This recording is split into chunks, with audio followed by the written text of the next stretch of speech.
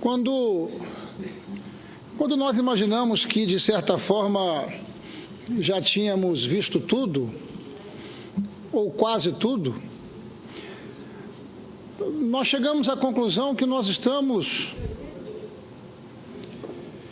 assistindo à representação da disfarçatez plena. Por que eu afirmo a representação da disfarçatez plena? Porque fica a impressão que nós chegamos aonde chegamos por obra do além. Como se, ao longo dos últimos anos, aqueles que governaram, aqueles que lideraram, aqueles que mergulharam o nosso país na mais complexa crise moral, na mais complexa crise política e econômica, não tivessem absolutamente nada com o que está acontecendo. Só falta quererem fazer chover de baixo para cima, porque o resto já fizeram. Essa crise, por certo, ela tem origem. E essa origem é do conhecimento do povo brasileiro. Eu não me sinto, sinceramente, senador Caperibe, sem legitimidade para o exercício do mandato que me foi delegado pela população brasileira. Eu não. Eu me sinto com legitimidade para exercer esse mandato, porque assim o faço com dignidade desde o dia que pisei nessa casa. A mim não me falta legitimidade. E eu espero, com graça em Deus, continuar exercendo o meu mandato com os princípios, com os valores que precisam estar preservados como premissa para o exercício de qualquer mandato, até porque mandato não é propriedade particular. Por certo, o atual governo, o governo do presidente Temer, ele é um governo constitucional. Eu falo isso com muita tranquilidade porque eu não votei em Michel Temer para vice-presidente, uma vez que eu votei no Aécio Neves, porque eu já não acreditava nesse projeto político liderado pelo PMDB e pelo PT. Mas este é um governo constitucional. Este é um governo legitimado pela Constituição. Por certo, é um governo que precisa se afirmar com atitudes diante da sociedade brasileira. O fato dele ser constitucional não significa dizer que ele não tenha que se legitimar, até porque também os governos que chegam ao poder pelo voto direto não recebem em função do voto salvo-conduto ou cheque em branco para fazer o que bem entendem. A legitimidade é uma construção diária e permanente.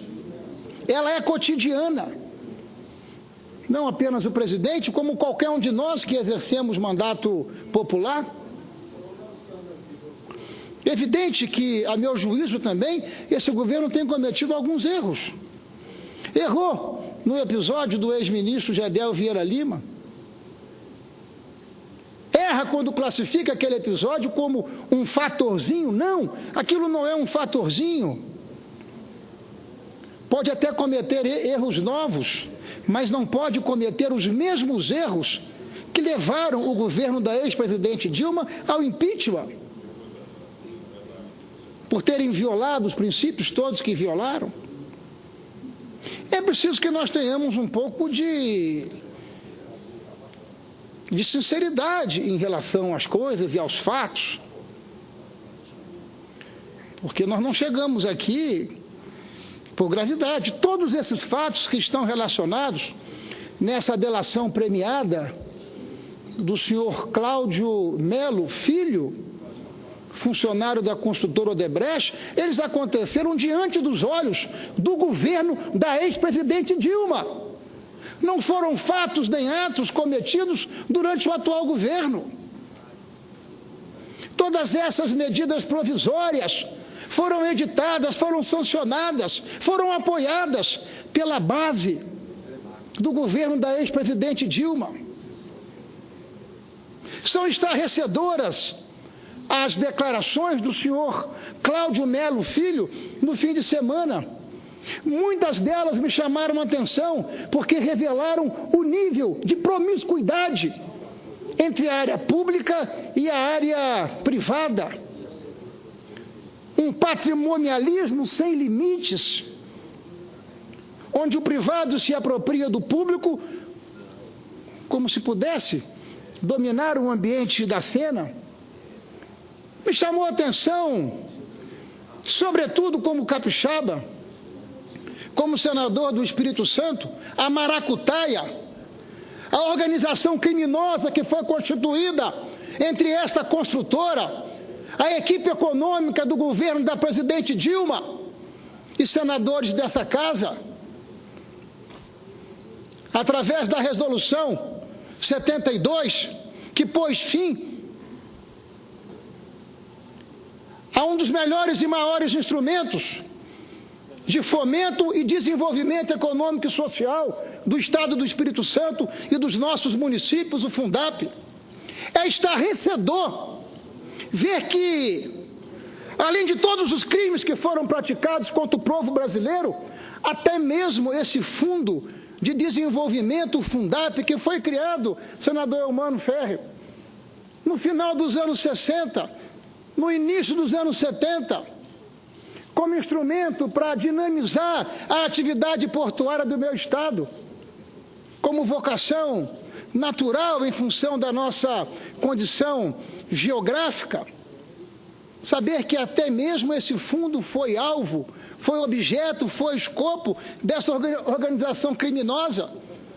Tomar conhecimento que propina foi paga nesta casa, para que pudéssemos liquidar de uma vez por todas, com a competição fiscal que os estados fazem entre si, e ali está declarado que não apenas a construtora, não apenas senadores dessa casa, mas também toda essa engenhosidade do mal, senador Paim, foi feita no gabinete do ministro Guido Mantega. Portanto, com o aval do governo afastado e criminoso, e o fim do Fundap produziu extraordinários prejuízos para o meu estado. Como relator dessa matéria no Senado, durante mais de ano e meio eu briguei, porque as fundamentações para que o Fundap fosse extinto era de que o Fundap era o grande responsável pelo desequilíbrio da balança comercial. E nós, ao longo de um ano e meio, debatemos muito esse tema na Comissão de Constituição e Justiça, mas pregávamos no deserto, e agora eu estou vendo o porquê pregamos no deserto, porque existiam intenções, interesses, nada republicanos, para que essa organização criminosa constituída conseguisse impor ao meu estado e aos capixabas um prejuízo que não tem dimensão. Somente a capital do meu estado, a cidade de Vitória, em função da perda deste instrumento, que não é produto da guerra fiscal conjuntural, não, porque ele nasceu, esse instrumento, no final dos anos 60, no início dos anos 70. Portanto, há muitos anos que ele contribuía com o nosso estado. Mas foi exatamente no governo da presidente afastada que nós perdemos esse instrumento, e sem regra de transição, para que nós buscássemos alternativas que nos dessemos condição. Somente a Prefeitura de Vitória, eu dizia que perdeu, ao longo desses últimos 3 anos, R$1 bilhão de recursos. O nosso estado perdeu quase 5 bilhões de reais de recursos por conta desse instrumento que existia, que deixou de existir. Eis que tomamos conhecimento que até mesmo para a extinção do Fundap, essa cadeia criminosa que se formou, para poder estabelecer interesses privados, sejam lá quais forem, por exemplo, o interesse dessa construtora, que tinha um importante porto, ou tem um importante porto na cidade de Santos, e os incentivos que desenvolviam todo o complexo portuário do Espírito Santo, compete com o Porto de Santos, em pequena escala, mas compete aquilo que é fundamental para a gente. Nós fazíamos aqui um debate relacionado a desenvolvimento regional e tomamos conhecimento, está aqui, na delação do senhor Cláudio Melo Filho, na página 12, que uma das tratativas, para além das medidas provisórias todas, também o projeto de resolução 72, que é atribuição constitucional exclusiva do Senado. Esse tema sequer foi debatido na Câmara Federal, porque ele tem princípio, meio e fim aqui no Senado da República, por ser uma atribuição exclusiva do Senado Federal. Não é sem outra razão que nós vamos, entre hoje e amanhã, possivelmente amanhã, protocolar um projeto de resolução consagrando a anulação e os efeitos desse decreto que levou à perda e levou a prejuízos extraordinários para o Estado do Espírito Santo. Não é possível que um projeto desse, votado diante de todos nós, com delinquência, com propina, com corrupção, com desvios éticos e morais, possa continuar tendo validade. Ele tem um vício de origem.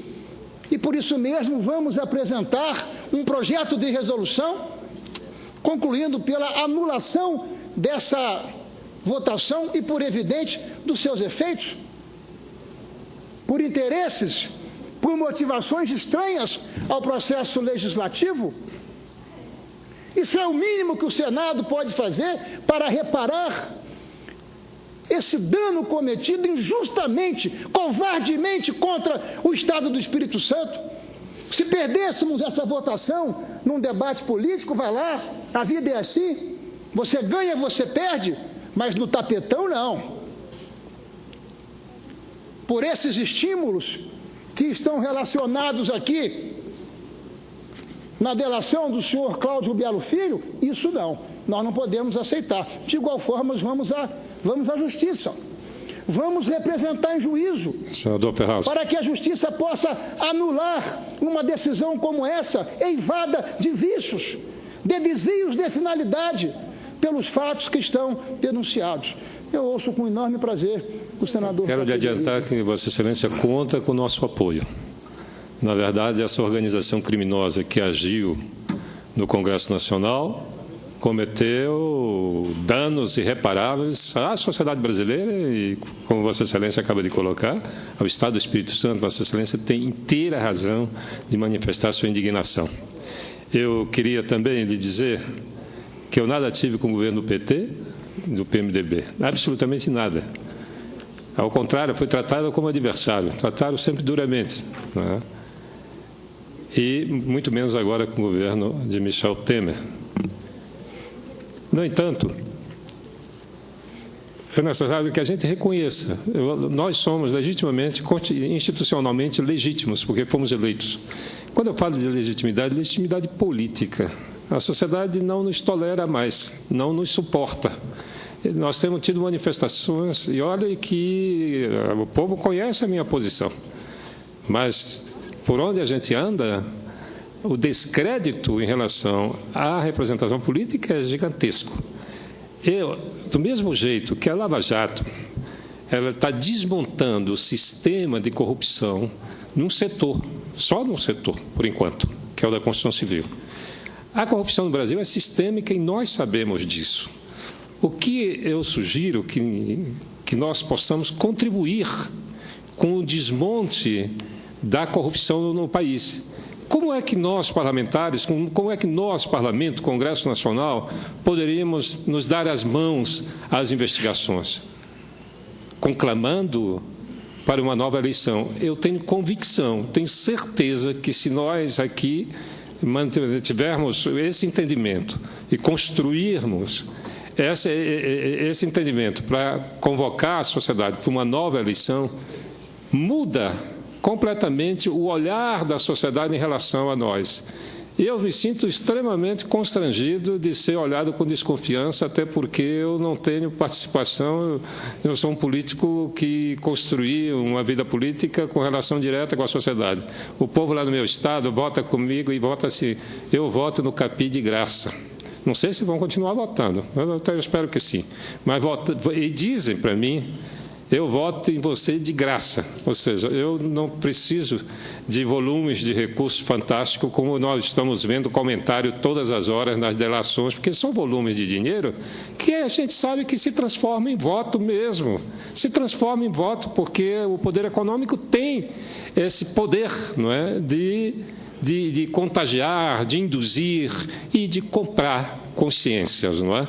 Então, a minha tese, que é de vários companheiros hoje, não é de agora. Vossa Excelência já fui na tribuna falar de novas eleições, não é? Durante todo o processo de impeachment, eu digo, o caminho não é esse, o caminho não é esse, e nós estamos aqui encalacrados e Vossa Excelência acaba de propor um projeto de resolução para anular o outro que eu vou assinar, eu faço questão, e vou cabalar voto para que a gente corrija essa atitude criminosa que foi tomada pelo plenário do Senado Federal. Aí não há que acusar ninguém mais, só nós. E nós precisamos corrigir o mal feito que nós fizemos.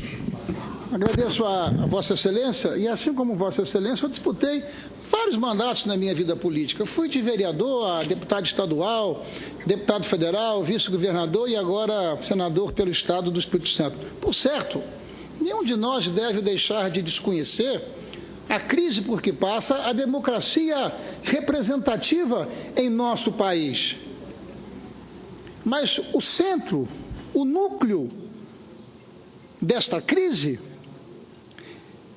ele não estão presentes nos fatos do hoje, mas eles estão presentes nos fatos, a descrença e o desgaste por toda a coleção de crimes que foi praticado contra o povo brasileiro nos últimos anos. Eu confesso a Vossa Excelência que qualquer um de nós tem que admitir os desafios, a necessidade da recuperação de valores e princípios em relação à democracia representativa, mas eu tenho andado por onde sempre andei. Eu ando por onde sempre andei ao longo da minha vida. E eu não tenho tido problema de credibilidade ou de andar de cabeça erguida. Eu vou sair desse Senado, no encerramento do meu mandato, pela mesma porta que entrei, pela porta da frente. Eu não vou sair pela porta do fundo, porque não sou alvo de qualquer investigação, de qualquer acusação ou de qualquer ação penal. Porque não pratiquei no exercício do meu mandato nada que me desonre ou que desonre os eleitores capixabas. Portanto, eu me sinto, sinceramente, com muita humildade, no exercício pleno da legitimidade do exercício do meu mandato. Agora, jogar uma cortina de fumaça por conta da deterioração do ambiente político e econômico dos últimos dias, para paralisarmos as votações, eu acho, sinceramente, que não tem pé e não tem cabeça. Eu acho, sim, que nós precisamos resgatar o equilíbrio das contas públicas do nosso país, porque equilíbrio de conta é uma necessidade para a organização familiar. Eu pergunto a Vossa Excelência e a todos que me acompanham e que me ouvem, será que essas pessoas que trataram de maneira tão perdulária o recurso público nos últimos anos, eles tratam assim os seus recursos? Senador, em 2015 nós pagamos mais de 500 bilhões de reais de juros. Por que pagamos tantos juros?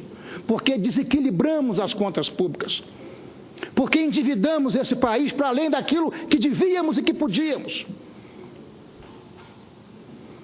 Em 2004, em 2005, já tínhamos evidências dessa escalada explosiva, dessa trajetória explosiva do setor público brasileiro. E sejamos aqui muito sinceros, o setor público não gera riqueza. Quem gera riqueza é o trabalhador, é o empreendedor. O que o setor público devia fazer é administrar com rigor esses recursos que são produto do povo brasileiro. Mas não. Lá em 2005, já foi colocado de pé no centro do debate a necessidade de contermos um pouco as chamadas despesas primárias do nosso país. Porque há 10 anos atrás, há 15 anos atrás, o setor público pesava o correspondente a 10% do produto interno bruto e hoje custa 20%. E se não fizermos nada, essa trajetória continuará em ritmo de expansão. Se não fizermos nada para conter a dívida pública, nos próximos anos, a dívida pública vai chegar à casa do 90%, 95%, e aí não sobra dinheiro para a sociedade brasileira, porque a manutenção do Estado brasileiro consumirá todos os recursos que são arrecadados. E quando nós vemos um endividamento estratosférico a que chegou o nosso país, podíamos imaginar assim, o país se endividou, mas o país resolveu um conjunto das suas mazelas históricas. Não. Nos últimos 10 anos, nós praticamente duplicamos o investimento em educação. E agora o PISA revela que nós estamos exatamente onde estávamos há 10 anos atrás. Nós mergulhamos o nosso país no maior endividamento da sua história, mas não mergulhamos o país nesse endividamento porque melhoramos a infraestrutura do nosso país, porque resolvemos um conjunto de gargalos que subtrai competitividade da economia nacional. Não. Nós ampliamos as despesas em torno da manutenção do Estado brasileiro. E não resolvemos diversos problemas que continuam presentes na vida nacional, da família nacional. Portanto, eu acho que as coisas precisam ser tratadas no seu canal específico. Os assuntos de polícia e de justiça, e daqueles que têm contas a prestar com a polícia e com a justiça, que prestem contas com a justiça e a polícia. Agora, esta casa precisa continuar votando, enfrentando, debatendo e deliberando sobre coisas que são absolutamente inadiáveis. Votar a PEC do teto, da moralização do gasto público, é uma questão absolutamente necessária.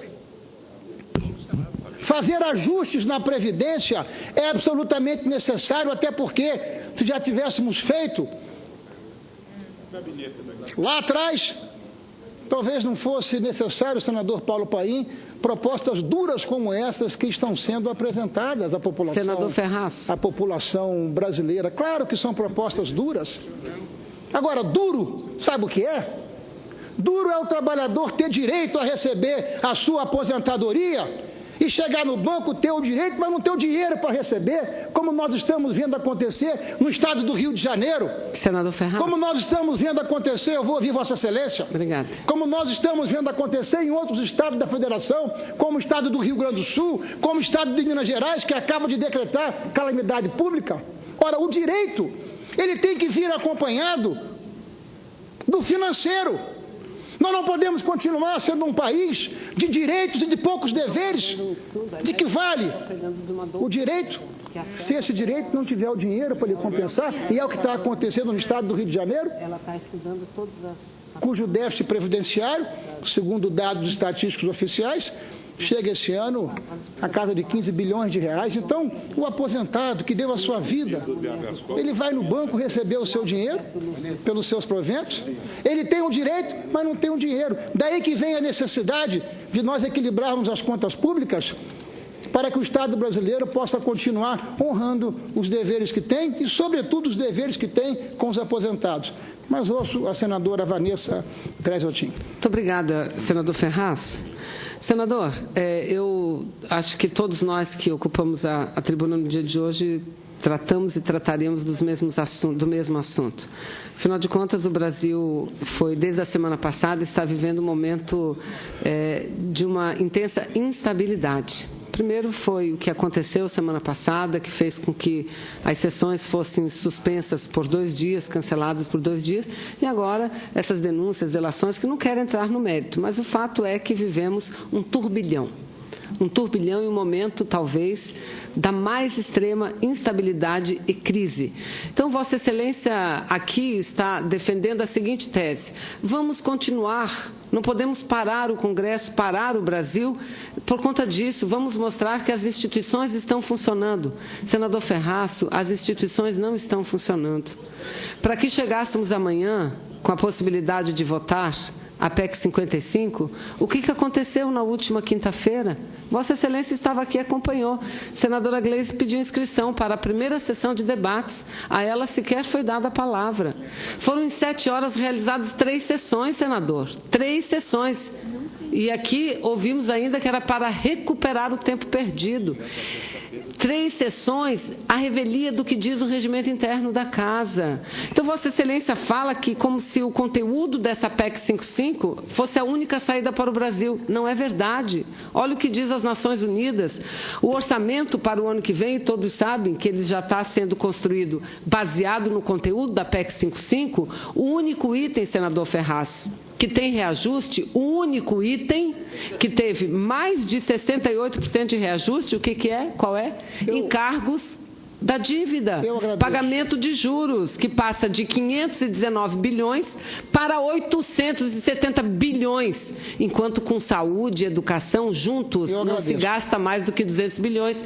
Então, senador Ferraz, não pode, porque esse Congresso só continua funcionando se a direção passar por cima da nossa lei, que é o regimento. Então, as coisas não estão normais e não podem continuar como se nada tivesse acontecendo. O Brasil está afundando. O presidente Temer não tem mais condições de continuar governando o país, senador. Eu agradeço a Vossa Excelência a participação em meu discurso, mas eu divido radicalmente de Vossa Excelência. Porque Vossa Excelência, me perdoe, está apostando no quanto pior, melhor.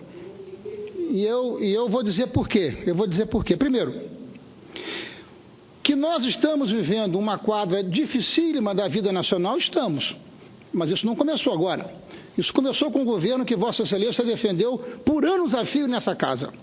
Foi o governo que Vossa Excelência defendeu por anos a fio que mergulhou o nosso país numa crise moral, ética, política e social sem precedentes.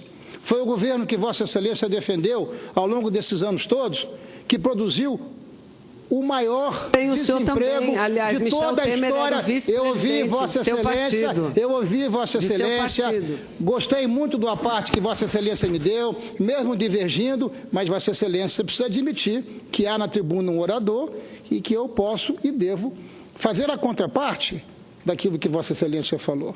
Porque foi o governo que Vossa Excelência defendeu por anos a fio que produziu não apenas 12 milhões de desempregados, como mais 11 milhões de subempregados e brasileiros que sequer têm esperança de ir ao mercado de trabalho. Portanto, essa crise não nasceu hoje.